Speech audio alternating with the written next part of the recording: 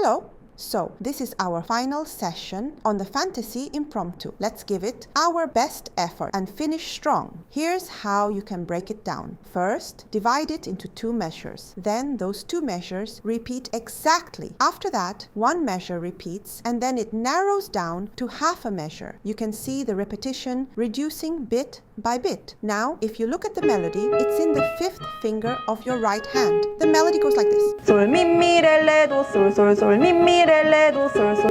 That's the melody. So, looking at just the right hand, you introduce Le, do, sol, sol. then la, sol. They are the same. You continue with mi twice, re twice, do once, and then wrap it up.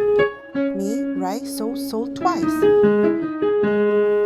So take a look again. Mi twice, re twice, do once, sol twice. You can memorize it like this. But there's something you need to be careful about.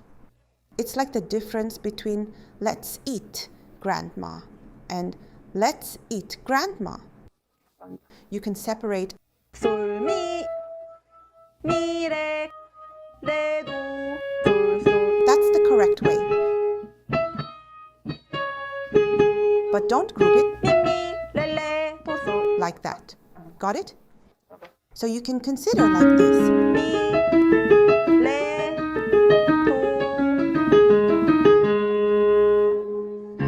For the left hand, we have C sharp minor, which you must be familiar with by now.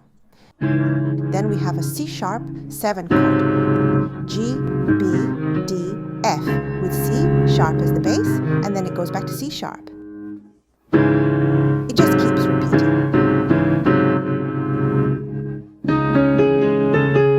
You can align it like this. Understood? Use your wrists a lot with both hands. You'll need to stretch wide like this. Just like before, the pattern repeats here. And this part repeats the same way. Now, the melody is. Sol, mi, do, mi, sol, mi, do, mi. So, the pattern is. Sol, mi, do, mi, sol, mi, do, mi. So,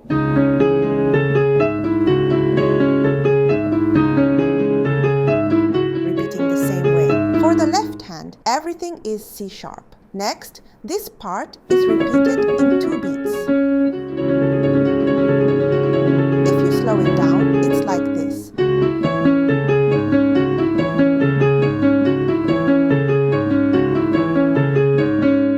This section is repeated twice. You need to know how to divide it for practice. Now, when we reach the last part, it should get softer, right? The piano dynamics come in, and as it gets quieter, the left hand takes over the melody.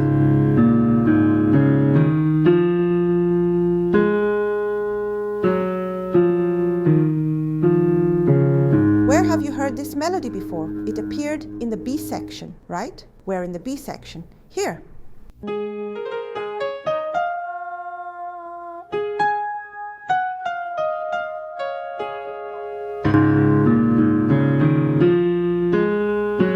The melody comes from the left hand. This time, the left hand plays that melody. The right hand should play softly. This is tricky, right? Think of it as walking over the keys lightly.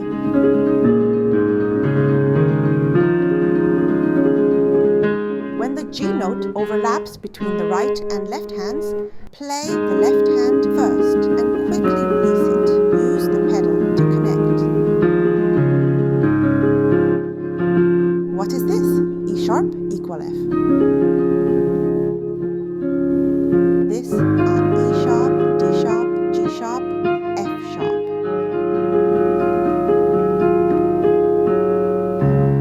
These are arpeggios. They're solved one by one. Here's the G sharp 7 chord you played earlier, and it's ending with C sharp major chord. The main chord of this piece was C sharp minor. Here is G sharp 7 chord, root position. Now move the F sharp over. So you end with G sharp, B sharp, D sharp, F sharp. The bass is on C sharp, and the last one will be C sharp major.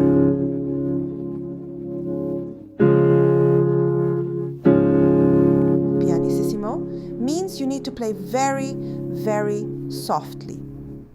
When it resolves on the tonic chord from the fifth, it gives a complete sense of finality, right? It feels like it has fully ended. This is how it concludes. Now, up until here, you've done well. This is how it ends. The beginning is tricky, isn't it? The first part is difficult, but the latter part isn't as hard. Although many of you struggle with it because you haven't practiced it enough. You tend to practice the beginning a lot, but not so much the latter part. I'm the same way too. That's why you need to focus on practicing the latter part first. Since you've already practiced the first part a lot, focus on the end and you'll become more comfortable with it. You don't need to worry about the repetitive sections in between. There's also a separate method for increasing speed. As I mentioned in the first lesson, practice playing steadily and matching the rhythm. To increase speed, you need to focus on the first beat.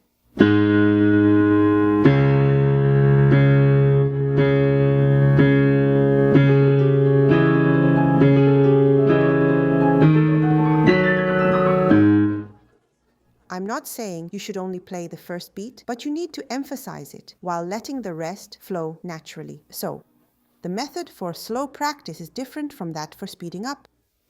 If you play with too much force, you won't be able to play properly. You cannot play like this. That's why you should do finger independence practice.